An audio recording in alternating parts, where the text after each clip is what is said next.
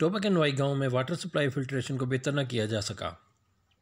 लोग वही गंदा पानी पीने पर मजबूर हैं। डिप्टी कमिश्नर मियां मोहसिन रशीद के नोटिस लेने के बावजूद 75 दिन गुजर गए, लेकिन फिर भी इस पर अमल दरामद न हो सका। टोबा टेक्सिंग से रिपोर्ट कर रहे हैं CTN न्यूज़ के नुमाइंदा शहजाद अनवर। तफसीलात के मुताबिक वाटर सप्लाई इंतज़ामिया चक 334 गाँव बे रजोवाल ने डिप्टी कमिश्नर मोहसिन रशीद के अहकामात हवा में उड़ा दिए। अहले इलाका गंदा पानी पीने से हेपेटाइटिस और पेट की मोजी बीमारियों में मुब्तला होने लगे। वाटर सप्लाई इंतज़ामिया ने इस मामले को नज़रअंदाज कर रही है। साफ़ पानी के मामले को लेकर लोगों में शदीद रद्द अमल पाया जा रहा है।